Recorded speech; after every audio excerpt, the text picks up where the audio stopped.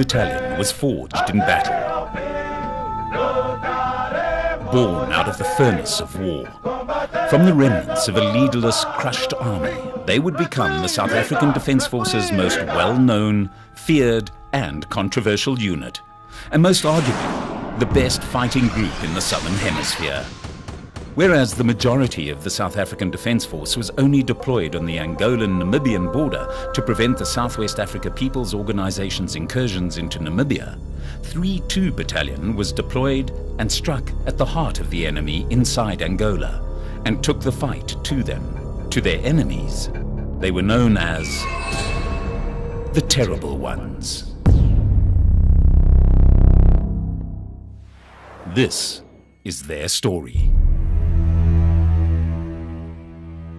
After the fall of Portuguese colonial rule in Angola in 1974, a bloody civil war broke out where three warring factions, the Popular Movement for the Liberation of Angola, MPLA, the National Front for the Liberation of Angola, FNLA, and the National Union for the Total Independence of Angola, UNITA, were vying for power.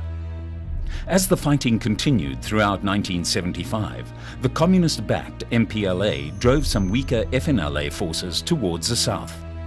Since late 1966, SWAPO regularly launched terrorist attacks into Southwest Africa and forced the South African government's hand to deploy their defence force on the Southwest African-Angolan border.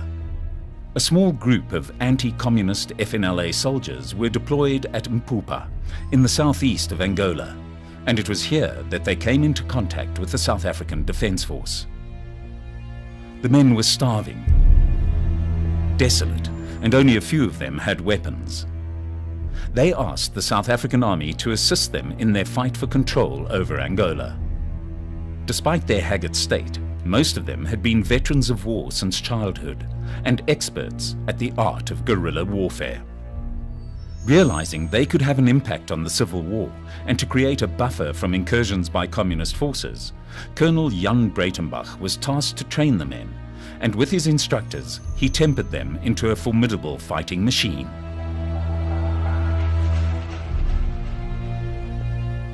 In October of 1975, the South African Defence Force launched Operation Savannah, South Africa's first major invasion of Angola. The FNLA soldiers, trained by Colonel Jan Breitenbach and led by South African officers, fought as Bravo Group.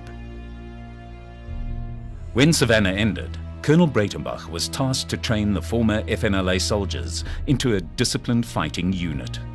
Colonel Breitenbach was ordered to bring all of the new unit's members to Namibia to train the men as members of the South African Defence Force, and thus 3-2 Battalion was born. There was a huge onslaught and a huge threat on our northern border. Remember, at that stage, Southwest Africa, and today Namibia, was still part of South Africa.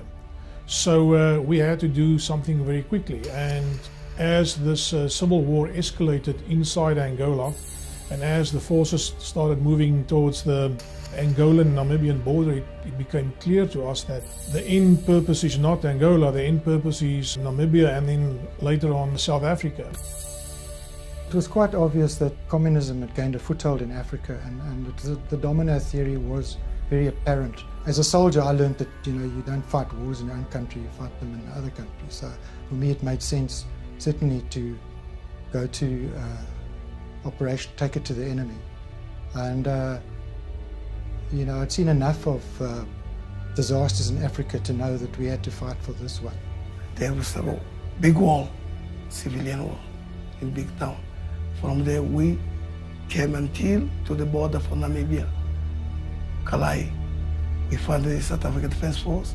South African Defence Force take us until to that site, Namibia. Namibia organized us camp, refugee camp. Me being this SO1 Ops of the Army, it was one of my duties, really, and to do the staff work to establish this unit. You must remember when I arrived as the appointed OC, there was really very little to say that it's a military unit. Because the unit was secret, the logistics, the whole setup wasn't sorted out.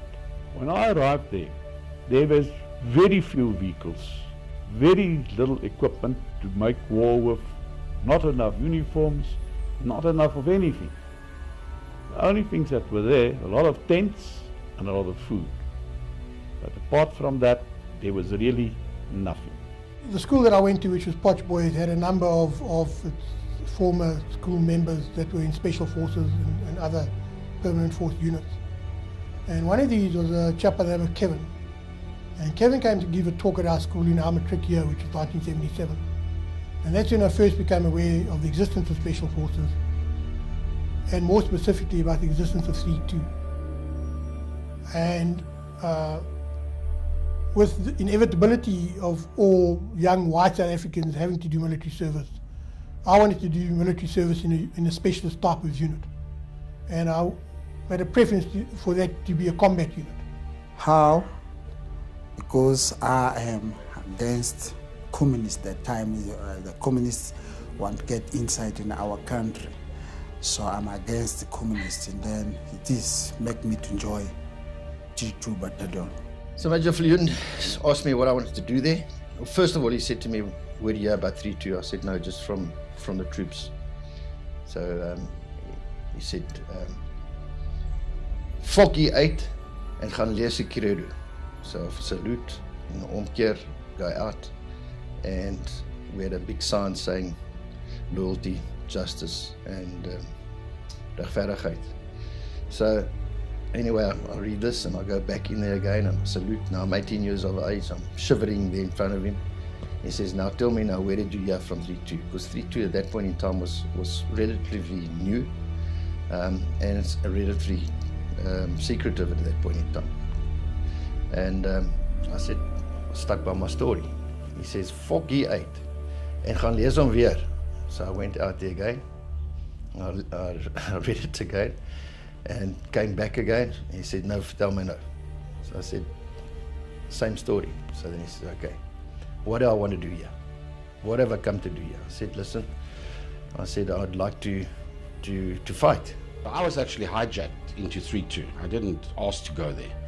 So when I went into the tea room and I met Delville Linford, I said, "Well, here I am, I've been transferred to your unit and I'm checking in, reporting."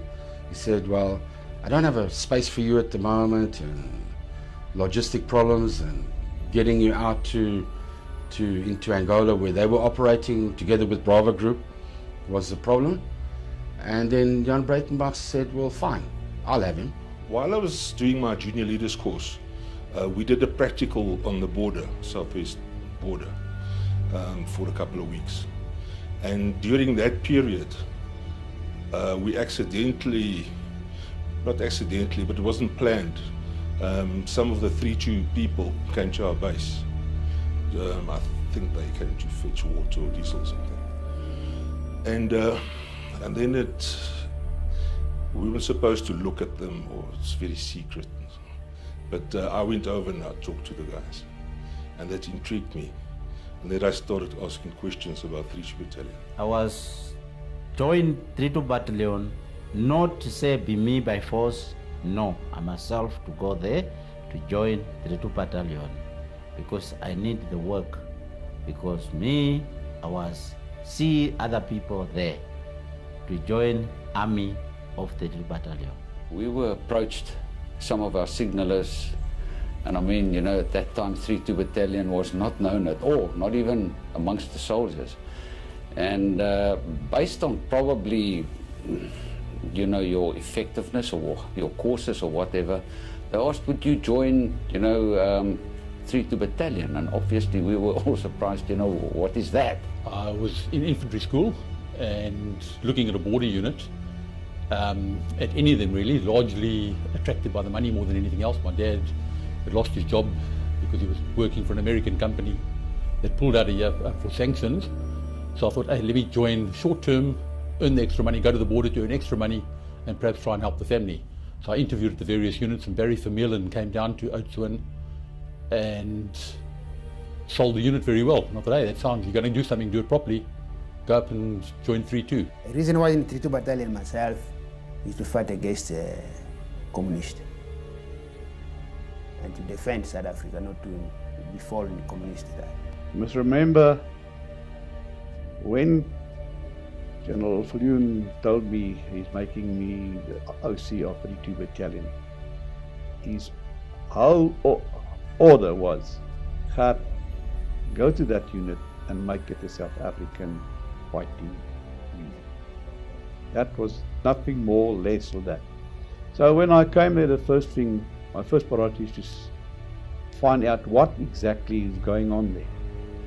First the troops, the leaders, equipment, etc., and then to the Kimberley. Because I never realized that I'm also going to get over 3,500 women and children. Also became my responsibility. Something which nobody ever taught me or any other soldier in any military course whatsoever. So after I made a complete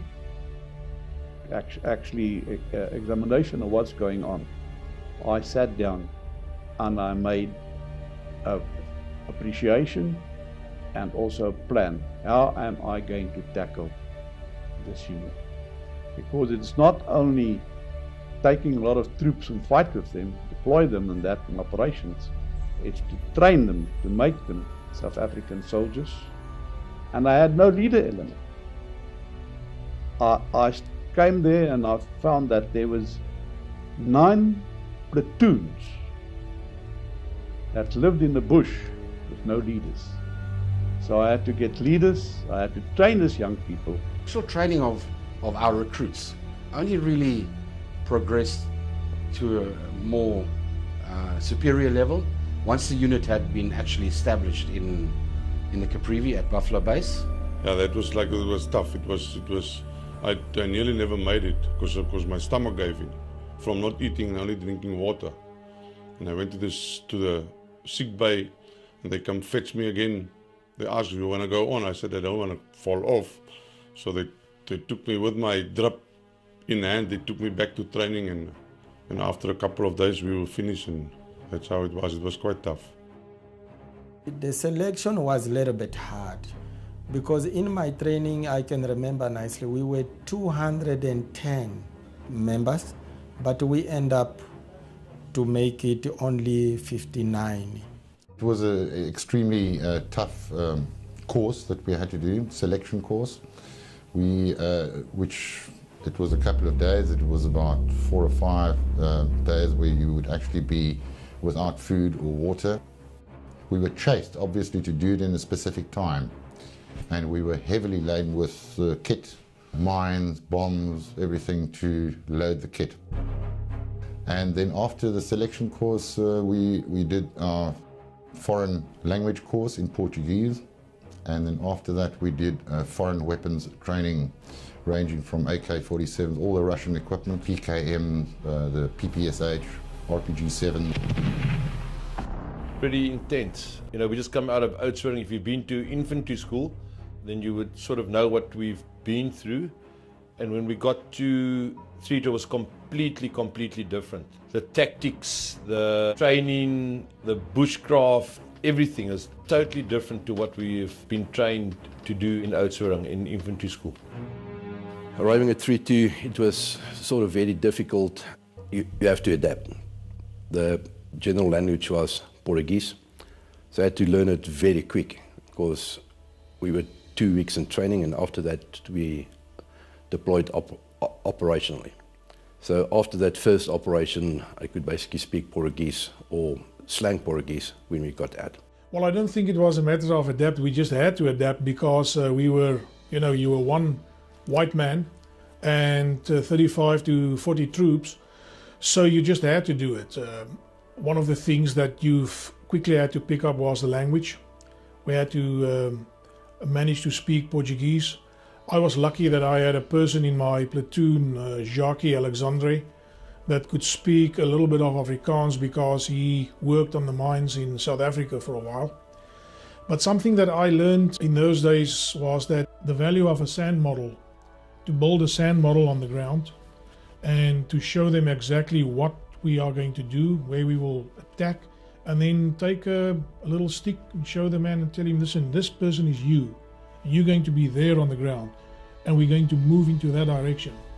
And that is how I overcame the language problem. Once you earned the respect and the leader was accepted, and there were certain obstacles and challenges that you had to bypass to be accepted by the soldiers. So that bond, it's a bond. That bond that you formed with your platoon especially, it was almost impossible to break that bond. It was actually very easy. It was a good relationship where we needed each other. We had respect for each other, but I'd say we probably weren't friends. You had to rule with absolute discipline. My personal feeling was the troop needed to be more scared of us than he was of the enemy, but the troops were actually much better than us in the bush. So we needed them as much as they needed us. When I went to 3-2, we didn't know what it was. We didn't know what to expect. We didn't know we had to work with black Portuguese people. And so it was after the training, we received our platoons, and then first thing was to learn to speak their language because they couldn't speak English, or a little bit, some of them. I mean, if you couldn't speak Portuguese, you wouldn't have been able to survive. And then to learn their way and their culture. And the biggest thing was, I think, for us as white leader group was to prove yourself for the troops that they can believe in you. Because if they didn't believe in you, then they wouldn't have fight with you. It was based on mutual respect only. If it happened where your black troop or the troops in your platoon would lose the respect for you as a leader, part of the leader group, you will be returned to your unit. You will actually be chased away out of the unit. Because I think you wanted to be there. You adapted easily. Maybe for some people it was a challenge. Suddenly you would find, say he's a lieutenant or he's a sergeant, but he's a black guy who is now platoon sergeant or more senior than him, which was a new experience for them because it wasn't that common in the rest of the SADF. But no, I think after they've proven themselves, they were accepted. If you didn't prove yourself, you were not accepted by them, and they wouldn't follow your orders. Well, in those days, C2's primary goal would have been as the primary combat unit of the South African Defence Force in the clandestine application. C2 in those days was hardly known by anybody, but they were the unit tasked with taking the war to SWAPO in Angola. 3-2's primary goal, in my mind, is that they were used inside Angola because they knew the terrain, they could speak the language, so that they could stop the enemy from entering Southwest before they could cross the border. In the early years after its foundation, 3-2 Battalion's existence was but a whisper. According to official reports, they did not exist. Their ability to wage war against the enemy secretly and without the restraint of the rest of the South African Defence Force made them a huge asset during the war. Compact, independent of supply and totally self-contained for survival and defence, 3-2 Battalion was the spearhead of the South African Defence Force, the hammer that crushed SWAPO, FAPLA and shamed the Cuban and Russian forces during the battle in Angola. Superbly trained in the art of bush warfare, with seasoned troops and a highly motivated leader group, 3-2 Battalion became a formidable fighting force, striking fear into the heart of its enemies. Mostly greatly outnumbered, they were unbeatable on the battlefield, even against severe odds. And as we moved through thick bush, I saw tracks, and we started following the tracks, and the tracks became fresher and fresher, and we knew, listen, we are very close to an enemy group. And the next moment, as we got onto the top of this little high ground, the bush opened up a bit. I was at that stage the right front recce. My platoon sergeant was the left front recce, and the next moment we were in an ambush, and they started shooting at us. I went down, looked up, guy shot me over my knuckles. I shot him twice, ran forward, went down behind a bush, and as I looked up there was a SWAPO basically from here to the camera, even a little bit closer. And he had a submachine gun in his hand, and he pushed it forward, pushed the trigger, and fortunately for me, it stopped. And as I realized he was fiddling with the stoppage, I shot him twice. And at that stage, you know, everyone was shooting over me and towards me. So I decided I'm not going to do anything more, because I was afraid that my own troops is going to shoot me. And I saw another guy on the right-hand side of me.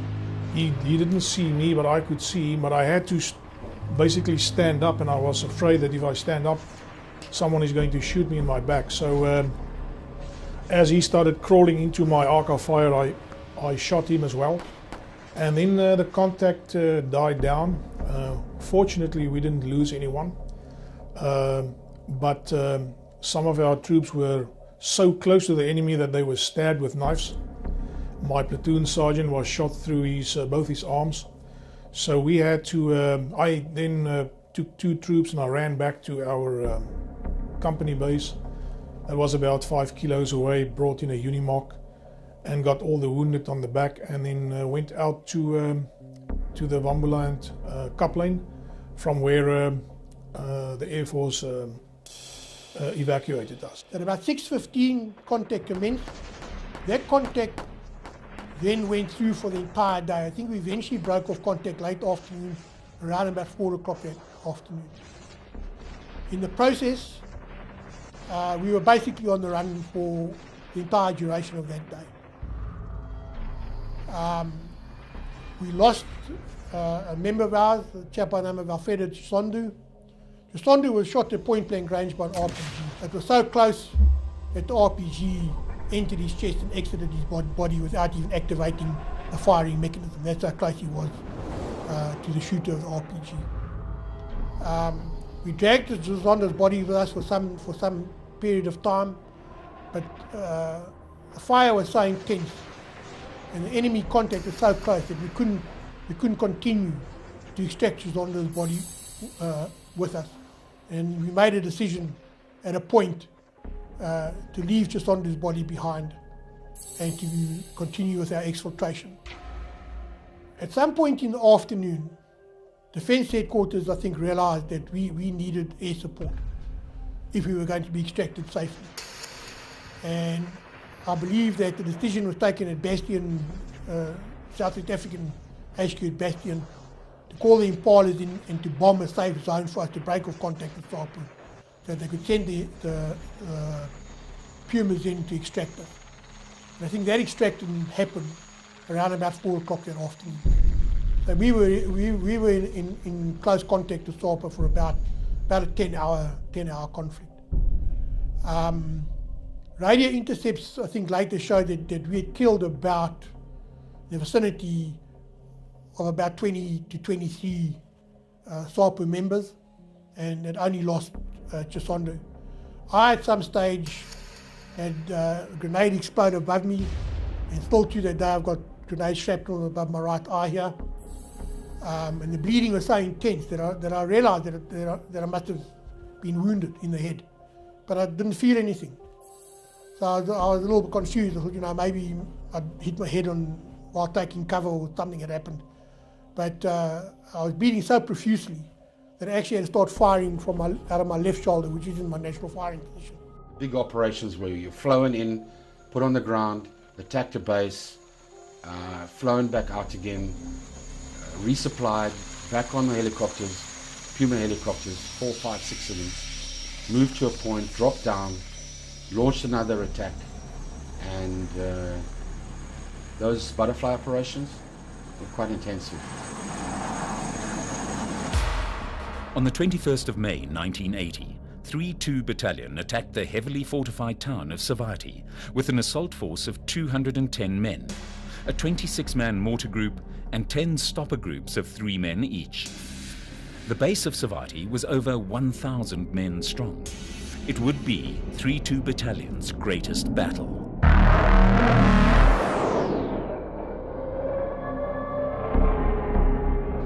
The problem was that the troops were already scared. The setup of the operation was that we're going to fight this base. It's a brigade-sized base. They're not all supposed to be in the base.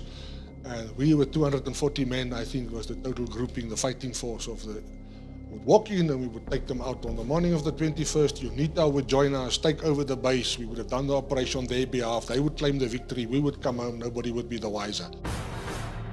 So Jim and I were taking the lead. The Foxtrot company was in front, and Jim gave the command, immediate ambush to the left.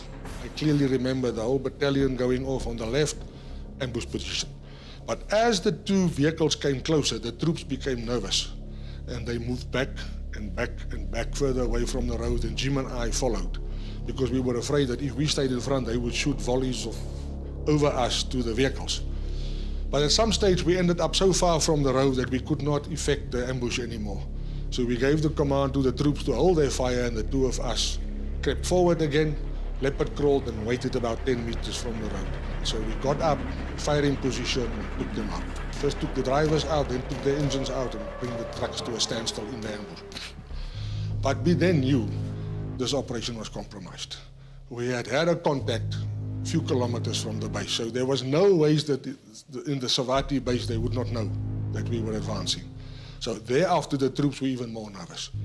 I can remember some of them openly smoking a bit of Kangonya on the way in that night, because they knew these leader group of theirs are taking them to a serious fight the next morning. We were waiting, and a few minutes into the bombardment, I hear a very strange noise. Something like zoo, zoo, zoo. And I asked the troops, what's it? What is that noise? And then they said, it's the Monica Shita. So that was now the Stalin organ. And they started the bombardment, the counter-bombardment. And that was quite intensive. And we received the order to attack, 10 o'clock, as far as I can remember it. But the fire was immense. I never experienced anything like that. We moved forward, Alpha Company, and Dave Hodgson on the left side, myself on the right-hand side, Dave next to the runway. But everything, as far as to my understanding, it was in order. Charles Miller, our company commander, was a very proficient officer, and he was so relaxed. It's like, he said, all stations down, and then when the fire was too intense, and then we shoot back, and the normal drills, we practice it over and over and over before any ops, every ops, and then as soon as you start shooting back, laying down, the fire lift, and then Charles Miller said, all stations forward, but so relaxed. And then I said, but this is a guy not panicking, he's on top of his game, and we attacked. And at one stage, I hear an enormous explosion next to me. And We all took dekking, and Charles Miller set all stations forward to carry on with the attack, but unknown to me, one of my troops was killed in that explosion. He was just next to me. So we knew we were in for a fight. We walked over Jim Rosgrave, final orders, and I remember Heinz Miller, the other platoon commander, saying to me, if you get a Tokarev, get one for me too. This thing was on. Who's going to get the first Tokarev out of this contact? So we went back to base, back to our positions, and early in the morning, we get the command. Now, I remember some of these things vividly. I think it's burnt into the mind with adrenaline and whatever. I remember Colonel Ferreira coming up on the radio, say, guys, stand up, move to contact. Now, for a young second lieutenant, this is what he's wanted to do all the time, to make big contact. We've had a few small contacts since joining, but now this is a big war. And we hadn't moved 200-300 meters. We were in contact. Now, although the base was only supposed to be 1.5 kilometers from there, the main trenches, we were fighting from the first moment because they had foxholes outside of the base. So every foxhole was a fight. We had to take that way and actually kill that guy before we could move on. So we expended ammunition at a rate like nothing before. I remember I had carried the R1. I never believed in an AK. I wanted firepower. I carried 10 magazines and 5 spare boxes of ammunition. And I had shot out my last magazine, and the hand grips of my R1 had melted off. I held it with my bush hat before we even saw the trenches. They definitely knew that someone was coming, and they had prepared for us. That morning at about 9 o'clock, I think everybody was in position. The bombardment from our 81mm mortars that was on the southern side of Savati, they bombarded the base. And at a stage, I think it was about 9:30, Falcon gave the command that all the companies should move forward and start with the attack. As I said, we were on the northern part of the airstrip, my 2 platoons and myself. We were in the normal attack formation that we used, a stretched out line, and we moved very cautiously. The trees, there wasn't much cover. There were thin trees and small bushes all along the route. And although we couldn't see very far, you could see about maybe 50 to 100 meters in front of you. We were advancing very carefully and slowly in the normal manner when suddenly we drew fire. Okay, we went over in the normal fire and movement mode where we do buddy-buddy, and I could hear the platoons. I was in the center of the 2 platoons. I could hear them falling and doing the normal shouting, you know, moving forward. And we had advanced about, I would say, around about 100 meters or so, when the platoon commanders reported to me on the radio that they already had encountered some casualties. I told the people to stop the advance, and that we just could have a look, because at that stage we still haven't seen or encountered the enemy on face value. We couldn't see them, but there was a lot of firing. I then realized, and we then realized that there was much bigger weapons being used against us than the normal machine guns and AK-47s. We realized it should have been, or it must have been, 14.5s that were being used in the ground roll. As you could see, that the trees and the small trees next to us, they were just chopped down in size. So as I said, we still couldn't see. We still hadn't seen the enemy or their trenches at that stage. I think there was about 4 or 5 of the troops, of my troops, that were already had injuries. Fortunately, not one of them had died at that stage yet. I wanted to report to Falcon the situation, to tell him that our advance was being hampered by heavy caliber weapons, but I couldn't get hold of him on the radio. They had already started the main attack on the southern side of the airstrip, and I think he was involved because he had He had a radio that could talk to the companies, and he had a ground air radio with him. And I think with all the noise and everything, he didn't hear me. The actual bombardment, it was 81 millimeter mortars. They weren't allowed any air support, except for hot extraction for casualties and that type of thing. So we didn't have any air support. With a big operation like that, you probably have a lot of air support and bombarding and all that sort of stuff prior to actually the ground forces going in.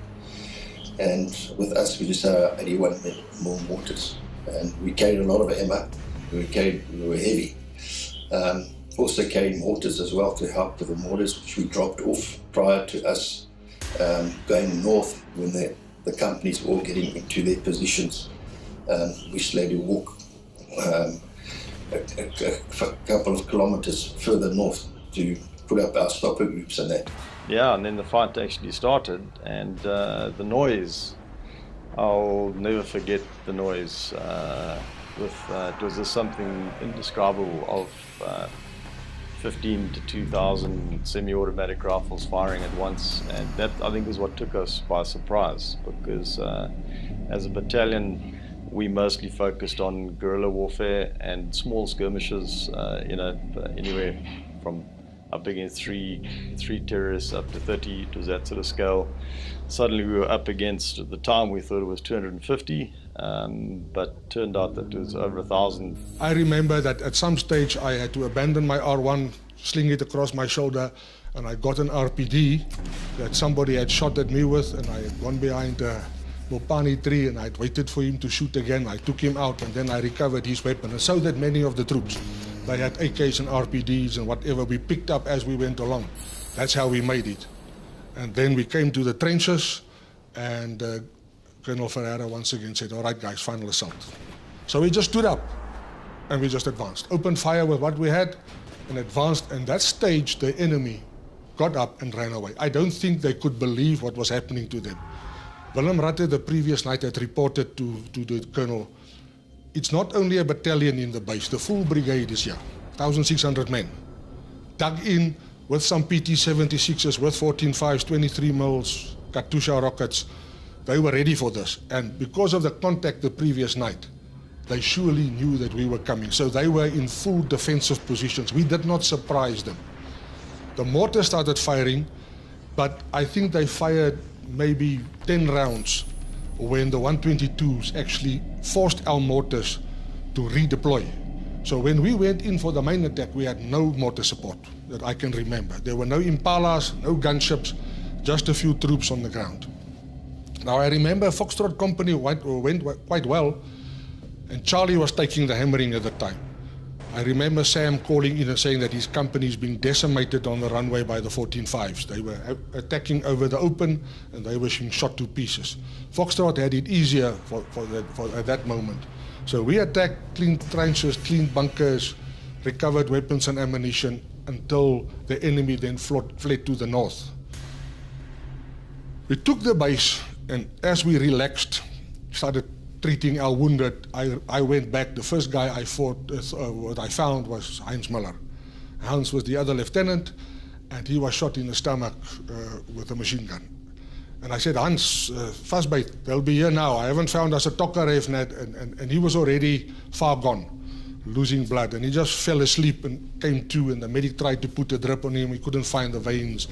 There were no helicopters for evacuation, and Heinz just fell asleep. So I knew we had lost him, gone. There was someone killed, he burnt out. And I walked towards the body, and there's no way you can recognize. It was impossible to say whether it was a black guy or a white guy. So it transpired that he carried a white phos grenade in his webbing here. If he didn't have it here, it would have been a shoulder wound, and he would have survived. And we ourselves, the old guys, never wear a white phos in front of us for that very reason. So, and then we start getting all the wounded, had a head count, how many people are still alive with us. Our troops did roll calls, and we start counting the bodies of Fapla. And at that moment, we realized that there's a bigger problem here. The enemy hadn't run away. They had circled around from the north behind us, and they now attacked the base.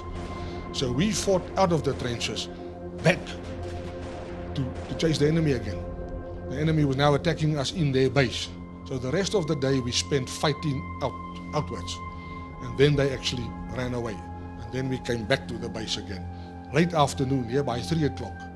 Then the Bosbok came around with the 2IC of the unit, Major Eddie Viljoen, and said, but the enemy is running north, and the recce groups were reporting that they are having contact with masses of enemy that were now just overrunning their positions. What happened was a whole column broke away and started coming towards our position. Just myself and Fritz and my machine gunner, Alberto. And our machine gunner, Alberto, was shot fairly early in the firefight, so we didn't have any real machine gun cover. It was just Fritzy and I. Fritzy had the Snortneus, which was the M71.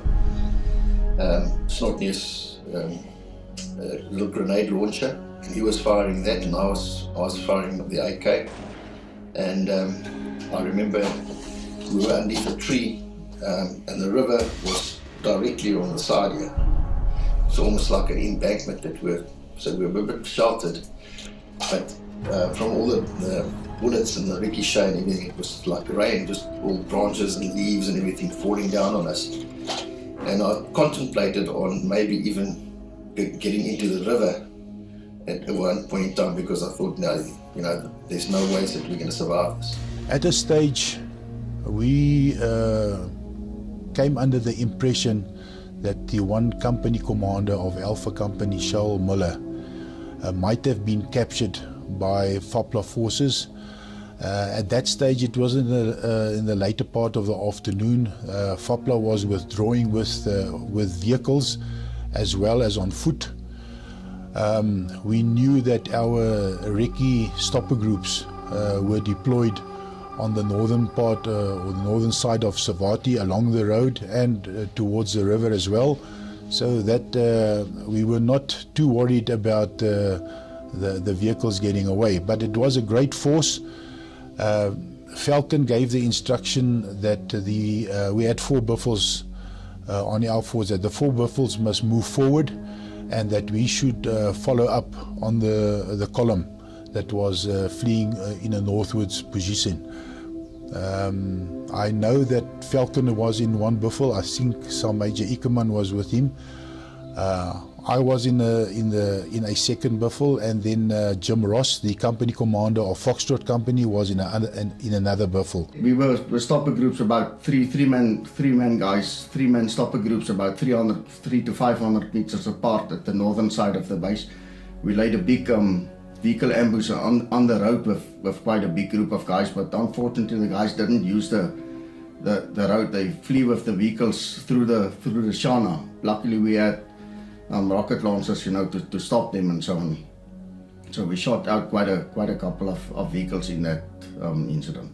We went into a formation, a spread out formation from the road towards the river on the floodplain, and we moved northwards.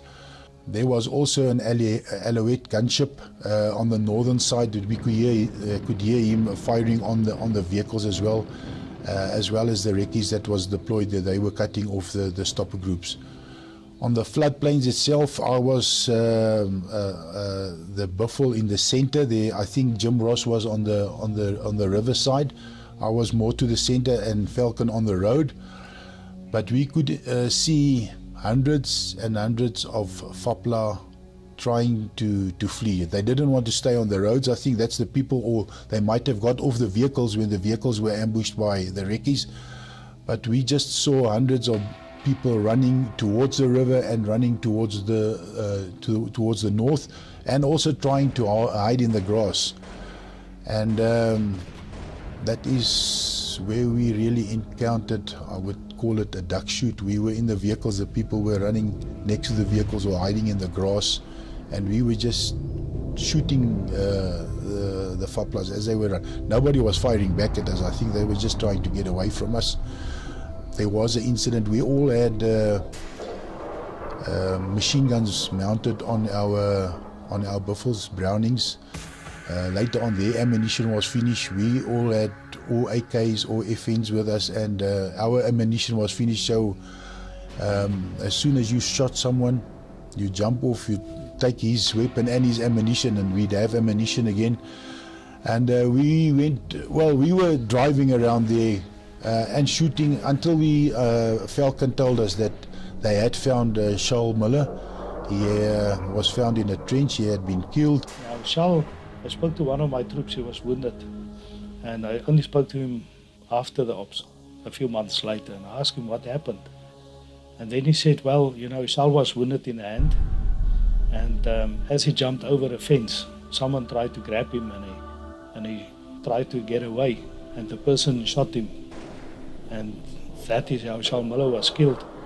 Unfortunately, we were never trained for battles like that. We were light infantry. We were trained in guerrilla warfare. That was a job for a mechanized battalion, not infantry like us. We never really practiced how to clear trench systems and bunkers. Rod Jarren, who came from the RLI, who joined us, he actually, in the middle of the battle, he was clearing trenches, he was clearing bunkers, you're throwing hand grenades. And something that at that stage we never practiced. That's Savati for me. I realized that day when I stood by Heinz that I was not a boy anymore. That day, I had become a man.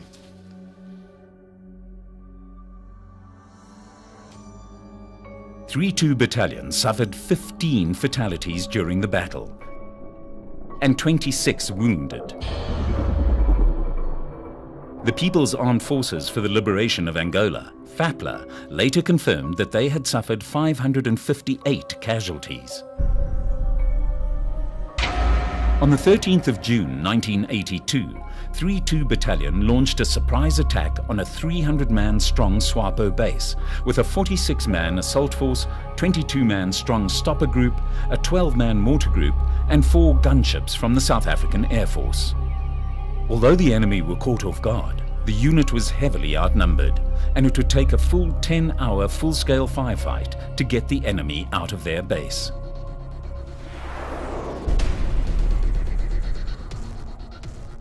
Super wasn't planned. It wasn't a planned operation in the conventional way that normally we would plan an operation. Long before the time, there's a process that starts of appreciation, military appreciation, intelligence gathering, plans that's made and presented, new plans people send back. It didn't happen for us in 3-2 Battalion like that. Yes, there was already something going on that we didn't know of the reconnaissance phase by Special Forces 5 Reconnaissance Commando. We were not aware about that, and it should be, and that's the way that it was. So it was never planned. It came as a, call it a surprise. And once we had the information of the big base, they started flying in fuel and started to bring companies in that were starting to come into the bush to do their bush trip. So that was the planning phase. While they were doing that, the planning, we were just waiting to get orders to do the base attack. Then on the Friday, the attack was meant to take place on the base, but due to heavy rain, we had to abort the operation. We flew back and it was aborted. So they went back to the planning phase to see if we were going to go back in the morning. But there wasn't many people that partook in it, so it wasn't planned. And when I only got on the ground in the Marienfluss, was I briefed by the people busy just with the reconnaissance that there's something here. When we went back on Saturday the 13th, when we flew over the base, we were actually caught them with their pants down because everything was drying outside. And so it was a bit of an element of surprise, which helped us because of the rain the day before, which helped us in a big way. We hit contact early in the morning, first thing. After we left Marienfluss, the choppers took us across the mountains, over the mountains, and we went to to where the base was, or the sort of tactical base, temporary base. And we landed. At that stage, the 4 gunships were circling above the base. And yeah, we got dropped off, and the Pumas left. And then it was quite a lot of chaos, because to organize your troops and to get them all together and to know which way to go, which way to attack, which way the attack is coming from, because you don't know the area. And it was very mountain and rocky and all that. So after a bit of screaming and shouting, we got everybody lined up, and the 2 platoons, which was Alpha Company, which was our platoon, J.C. Kerstein and myself and Philip Stewart, and then Kenneth Swart and Louis Lombard, they were in the Foxtrot Company, and that was the front line. That was the attack platoon. So I think we were about 46 people. So yeah, there wasn't a base as such. There were people all around. There weren't any trenches. They had vehicles that obviously got away at some point, because the munition must have got there with the vehicle. But there wasn't a physical base as such. The guys were lying under the trees and just sleeping almost in a temporary top base. As we got dropped, we immediately drew fire. There were some SAM-7s fired at the gunships that was above the base, and lots of mortars that was fired at us, and we also obviously answered with mortar fire back, with small mortars, 60 millimeters. And then we started moving forward, slowly but surely, and we were still quite away from the base when I think where we were offloaded was maybe between 1 kilometer and maybe 1.5 kilometers away from the base, where they actually were. And we moved very slowly in the beginning until the troops got lined up. And what was very good was that the helicopters could see us in the inside of our bush hats. We had a piece of day glow stitched in, and that made it very easy for the choppers to see us, and they could tell us when we were moving too fast, maybe in the middle or on the left or on the right. And we were all the time in radio contact with everybody, so we knew exactly what to do when, and to keep the troops controlled, that they don't run in front of each other. As I said, the terrain was just very, very difficult. I think it was still in the early hours that Philip Stewart got shot, our corporal, and that was quite dramatic, because JC went to him, and JC thought he was still alive. And when Neil Ellis asked, "Is he alive?" and JC said, "Yes, I think he's still alive." But he was shot twice through the head, so I'm not sure that but anyhow, so they landed in that fire and took him out. And well, obviously when they got out, they realized that he was dead. And then the fight continued, and later on one of the black troops was shot from Foxtrot Company, from Blackie and Louis, also in the head. And we had no injuries at all on our side. And while the fight was going on, Peter Burley and Farnes Nel was picked up where they were from the previous night, where they were lying a stopper on a road in case they was going to leave at night with vehicles. When we arrived there were no vehicles, so obviously the vehicles left before they were there. And yeah, then they were taken to, on the right, more to the right-hand side of the base. There was like a sort of a valley that was going up, a dry riverbed, and the river split it. So they dropped Peter in the one dry riverbed, and Farnes was taken up a little bit higher on the other side, and it was sort of an escape route for a lot of the SWAPO guys, and they ran into Peter and into Farnes, and so that was quite easy to get those guys on that side. And then the mortars were on the far right, on top of a hill. We didn't know exactly where they were. We couldn't see them, but yeah. So they were firing from there when they were asked to fire, because they couldn't fire while the fight was going on, obviously, because the helicopters was there. The gunships played a major role. Without them, maybe the operation would have been different. If you talk, it's a gunship, but it's the pilots and the engineers, the gunners who fly them and operate them. With people that we work with over many years and knew very well personally and done many operations with, like Neil Ellis, and there's many others of them. It was mountainous area, and normally it makes it difficult for you to control your troops on the ground, but because of their experience working with us, you could, to a great extent, they were an extension of your command and could make decisions for you where you couldn't see, or make a decision because you trust them and they know what was best. So they played an absolute major role. I think without them it could have been maybe a messy situation. We continued fighting. It never stopped. We started at between 7:30 and 8 o'clock, somewhere there. We were dropped off, and it just continued, and there was no sort of calm down time. It was just non-stop. And as we were running out of ammunition, what made it very easy, we used the same guns, the AK-47 that Swapo was using. So we could just take the dead bodies that was lying as we were going past them, just take their magazines, and then we had ammo again.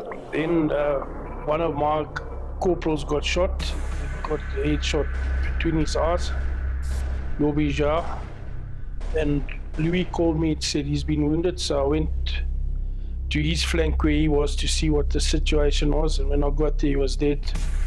So there was nothing more we could do with Yorbi, so we just kept on moving forward.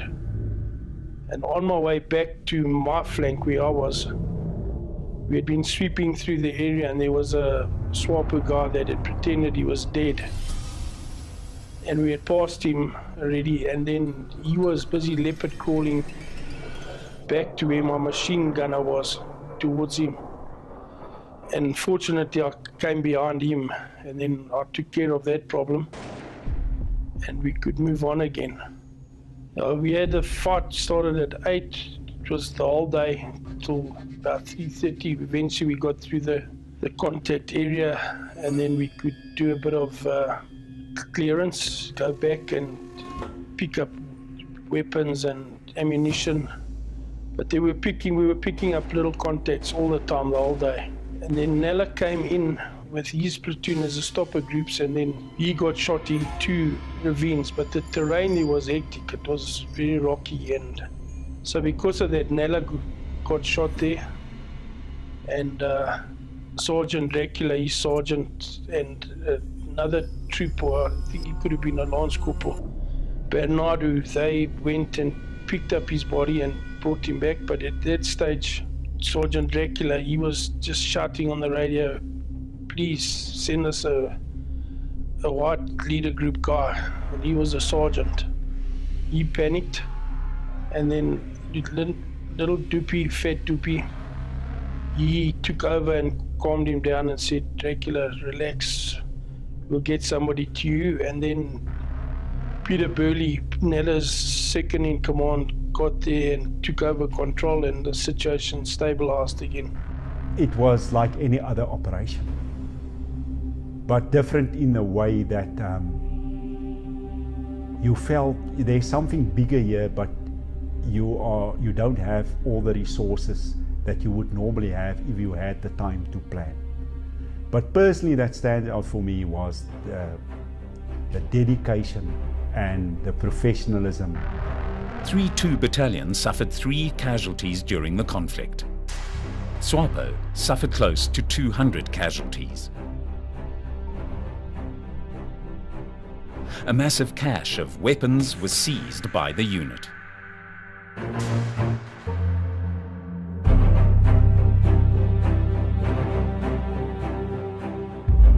They attacked, and the first shots that were fired was their 57mm cannon, RPGs and everything else that they had.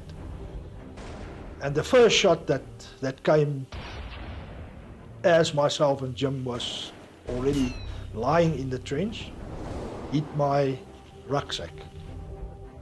My Sheila that was standing upright next to the trench. Now in it was grenades and phosphor grenades and stuff like that. And obviously this made a lovely fireworks. Obviously when it exploded, both of us got wounded there in the trench. Jim more seriously than I did. This made a lovely big fire, so they could concentrate all their fire on this burning machila, sleeping bags, and. So the fire was quite concentrated, heavy, and then myself and Jim tried to put out the fire, stupid, under this heavy fire. We eventually went back and we sat, that whole night we sat in the 82mm mortar hole which they have dug for the 81s. And the 5.5s, the 5.5 cannons were also deployed behind us. They fired a few shots and then SWAPO dispersed. Now we had the tracks, we could go. However, the next morning myself and Jim was casevaced. We basically only had our clothes on, the rest of the equipment was burned. The weapons, our weapons were buggered. So all this equipment and ourselves were loaded into the Puma, and we were flown back to Ilundu, Inanna. Jim was flown up to Oshakati, and I think from there he went to One Mil. He was wounded in his hand. I just had a lot of shrapnel in my head. I deployed back to the field 2 days later, where we continued with this operation, which is another story. What happened then, apparently the medics picked up in Oshakati, saw this equipment, and our names were written on this equipment. And they saw the names, the number and everything, and they thought these two guys are dead. They must be dead. Jim was a candidate officer at that time. I was still a lance corporal on paper. And not long after, somebody phoned from South Africa, Johan Smit. He was wounded at the time. He was in one military hospital recovering from another operation. And he said that both of us have been declared dead. It is in the state newspaper. Even our names were put at Fort Klapperkop, CO J.G. Ross, Lance Corporal B.D. Vermeulen. Our names were engraved in Fort Klapperkop in the monument. And on that stage, something just triggered me, and I said to them, let's get out of here, something is not right. And as I turned around, I could remember that I turned around, obviously what happened. One of them lifted the bag or shifted the bag, and there was a lifting device on it, and that whole cache exploded.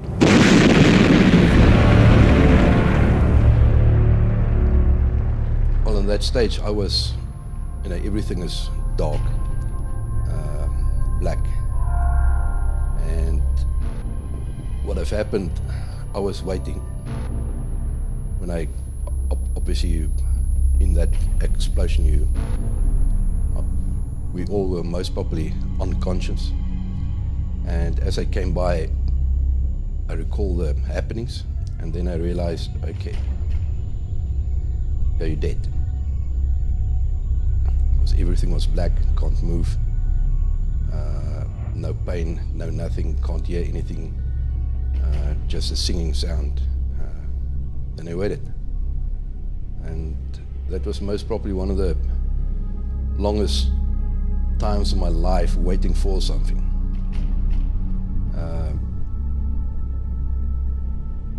Basically, none of the guys that was in the unit were angels.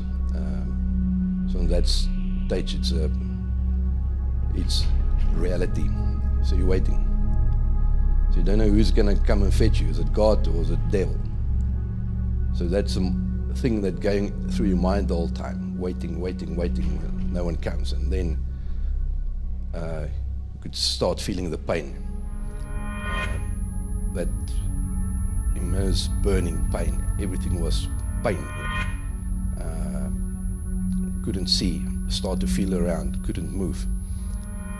So eventually I got my one shoulder arm sort of out and could feel big stumps on top of me. I had the air pocket where I could breathe. Couldn't hear anything. It was just this singing sound the whole time. And it's like being under the water. You don't know where's up or down. And then I could feel sand and falling on top of me. So I knew basically where it was up.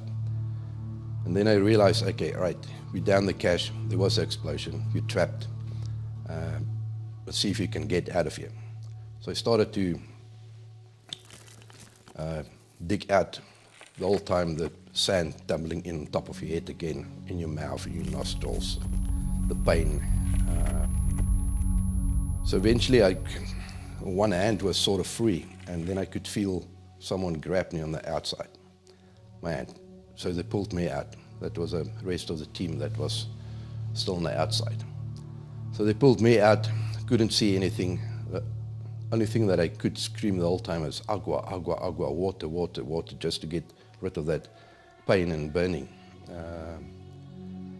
So the medics patched me up.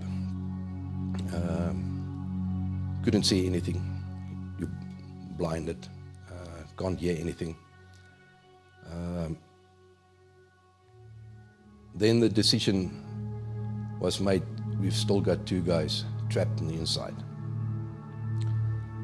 I had 2 Sozigons in, that was a pain stiller that we carried with us. I had 2 or 3 of them that the guys injected me with. So I decided to go back and get the other 2, Andrew and Bernardo, see if I can get them out. One of the corporals that I've got, Dalmeida, he said to me, don't do it. They'll get help. But I went back. They helped me up to where I got out. Then I obviously couldn't see anything. Went back feeling way the whole time. Got hold of a boot. That was Bernardo's boot, but there wasn't a body on it. So eventually I got him out.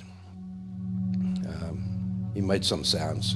I couldn't see him, and I could just hear what the other people, the hearing starting to come back, but still the pain in the ears, of eardrums were burst.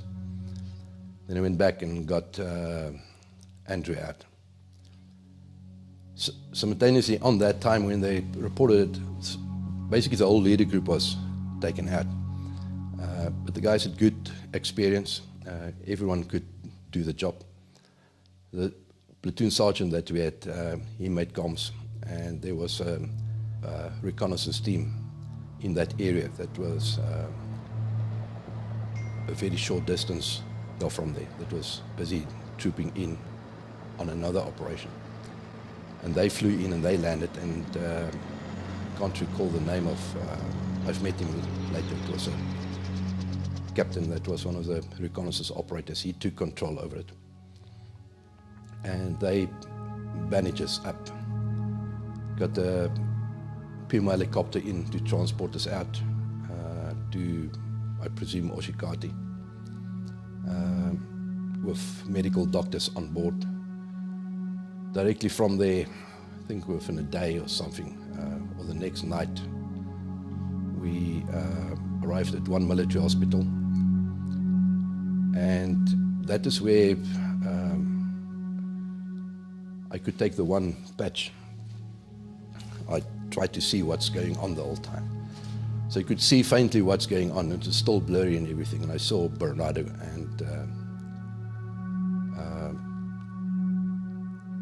and he wasn't looking good. There was no face anymore. It looked like a sponge. Andrew, I was with him I talked with him. And that night, he was transferred to Cape Town Hospital. His dad was a medical doctor or something. And he was transferred to Cape Town.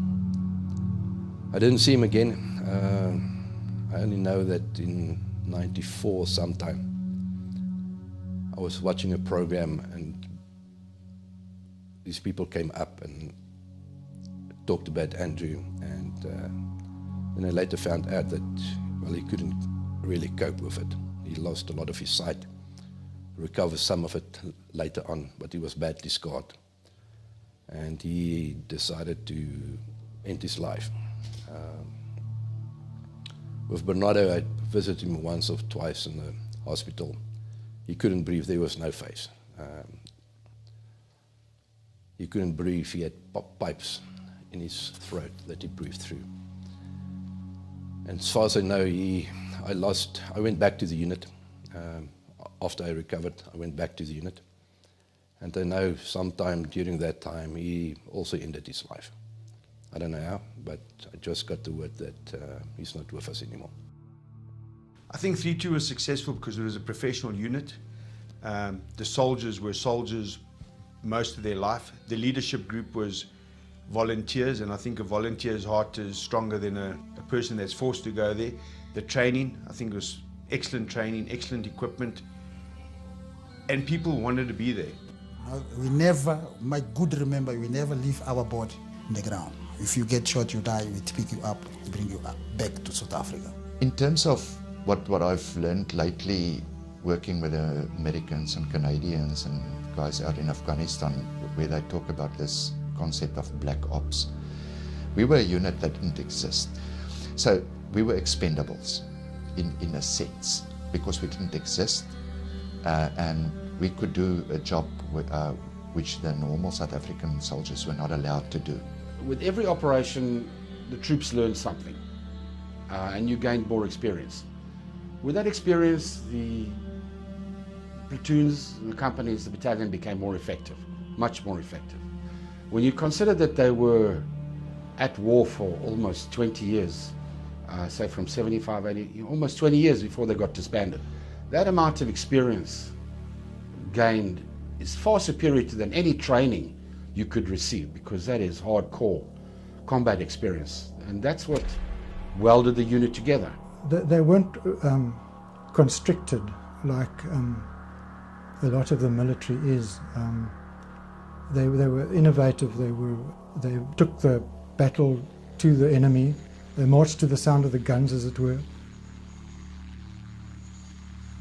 I think it's because we were a brotherhood. Us and the troops, we clicked and we respected each other, and you went out of your way for your buddies and your co-soldiers. We were a very, very big brotherhood. I think because of the experience of the black guys, we must look a bit further. When I, for instance, joined the unit as a 18-year-old, say, kid, that was my troops. They were soldiers for 20 years and more. So they taught me how to fight bush war. And as soon as you earn their respect, then you can move the world with them.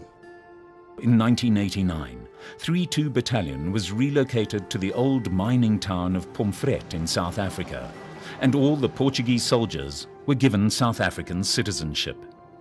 Their roles suddenly changed from bush warfare to being tasked to patrol the burning townships less than a month after relocation, where the African National Congress and the Inkatha Freedom Party members were slaughtering each other in record numbers.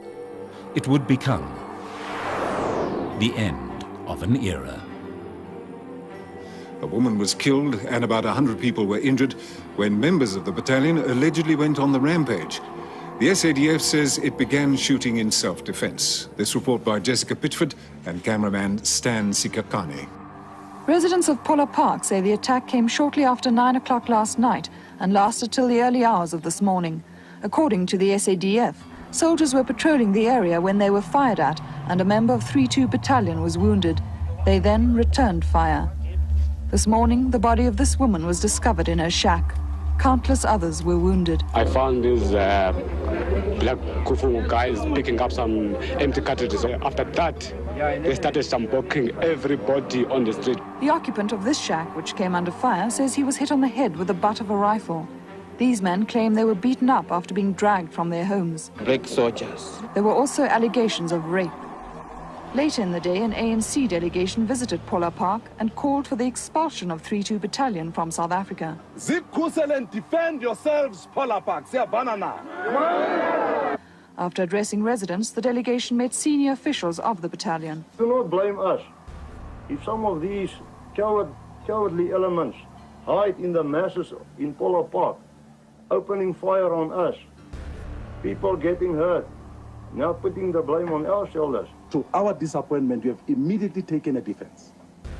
Defense to say that you had the right to shoot those injured people. They are women. It does not happen to your people. Gister het die staatspresident, meneer F.W. de Klerk, bekendgemaak dat die omstrede 3-2 Battalion van die Weermag, tesame met die eenheid vir Boesmans, 3-1 Battalion en die oud-polisie-eenheid Koevoet ontbind gaan word.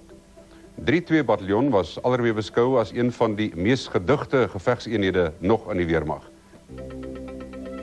Waar 3-2 Battalion by sy nuwe basis op Pomfret in die Noord-Kaap wag om te hoor wat sy ontbinding presies gaan behels, hoop die meeste swart Portugese soldate om hulle werk in die Suid-Afrikaanse Weermag te behou. Die meeste van hulle ken niks anders as 'n militêre milieu nie. En soos met die oud SAP-eenheid Koevoet, is die lede van 3-2 Battalion grootliks van die veiligheidsmagte afhanklik vir hul voortbestaan. You wouldn't like to go back to Angola?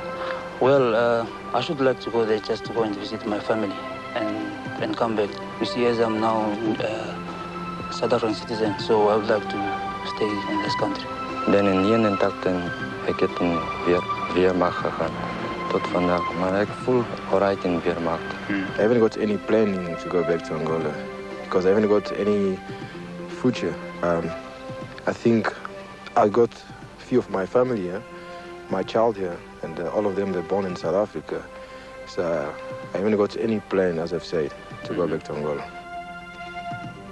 Oor hoe presies 3-2 Battalion ontbind gaan word, is daar nog onduidelikheid. Maar in amptelike kringe word daar van rasionalisering en reorganisasie gepraat. Die Weermag sal waarskynlik in die komende dae en weke besluit wat die ontbinding gaan behels. Maar as die SAW hom wil bepaal by die aanbevelings van regter Goldstone, sal hy waarskynlik probeer om die kohesie van 3-2 Battalion geheel en al tot op individuele vlak af te breek. 3-2 Battalion has been officially disbanded. Richard Newton reports that both for present and past members of the unit, it was an emotional occasion. It was at 3-2 Battalion base at Pomfret in the Northern Cape that the unit, arguably the most well-known and successful unit to serve South Africa during the Bush War, was officially disbanded. The parade was a sad event for the thousands of present as well as past members of 3-2 Battalion. This much-feared unit came into being in 1975 as a result of the Angolan Civil War, and many of its members came from the FNLA resistance movement. The unit built up its reputation for success in conventional and unconventional operations in Southwest Africa and Southern Angola. With South Africa's withdrawal, the battalion was resettled with their families at Pomfret and deployed in rural areas. Members of this proud unit will now be transferred to other units within the South African Defence Force. According to General Mayron, these units that receive 3-2 members can only benefit from their experience. The base town of Pomfret, which currently houses 6,000 people, will be retained by the Defence Force. Past and present members of the unit, however, feel sold out by what they call the politically motivated destruction of the best unit in the Southern Hemisphere. None feel stronger than the man who founded the unit and trained its first members, Colonel Jan Breitenbach. I feel we've been betrayed, let down, because the politicians were using this unit's political pawn. And I don't think it's right, because they bled for this country. And this backstabbing of what went on there is disgusting, unacceptable, and the politicians and the generals are to blame for what went down. If they had not have disbanded that unit and fragmented it all over the country, to the point where last week my platoon sergeant died, didn't get much help from the SADF. We had a guy die this week, and he didn't have enough money to bury himself, which we are now putting money in to bury this guy. and been dumped at Pomfret, scattered about all over the country because they were regarded as a threat to the ANC. They were the first unit that got folded, and actually the only one, to my knowledge, because of the fact they were the terrible ones and of our combat history and experience. They were very sad. I mean, 3-2 was their life. All of them were very, very upset. They didn't know what was going to happen to them, money-wise, living conditions, because they were not very welcome in the new South Africa. So all of them had bad feelings about the whole thing, which is understandable. I mean, we brought them over from Angola, made them South African citizens, and basically left them. It was like a funeral. I didn't attend it. I don't like to attend funerals. But it was something that wouldn't have fit in the new era, in the new South Africa. So at the end of the day, it was unfair. It was a sellout. Politicians, previous years, they did their secret security meetings and conferences at Buffalo Base. And after that, that same politicians sold out 3-2 Battalion and disbanded the unit for their own political benefit. As you can see here, this place was created as a 32 Battalion Association. But look at the place where it is. And it's supposed to be one of a place, a beautiful place, a history place. But we feel very abandoned. Definitely, we feel very abandoned. And you know, some of us, we are lucky, we got part-time jobs, we are doing well, we understand how to handle some security jobs. But some of them, they are not doing well. And when the disbandment came, it was a big shock to all of us. Because this was the best fighting unit that there ever was. And they could have been used with great success, once again on the borders of South Africa, and specifically in Kruger National Park, where we have the rhino problem currently. But yeah, it's the fear that the unit instilled in people's minds. It was a political issue. And it was a wrong thing to do with the wrong information, and was a sad story. Not only disbanding the unit, but blaming the unit for something it never did. Why they did it, I think they were terribly scared of 3-2 Battalion, because they were a force to be reckoned with. When the disbandment came along, it was after the incidents that they had in the townships, where they were very successful, and it was a political act. The ANC just said that they will not go to the peace talks as long as this unit exists. A lot of promises made from senior leadership within the government, within senior generals within the unit, that were given promises to, if you want to call it South Africa's French Foreign Legion, that they would be protected, they would be looked after, and their service would be respected. It wasn't. I think it was a political one. It was a very sad moment for all the guys that have spent so much time and given up their lives for the unit.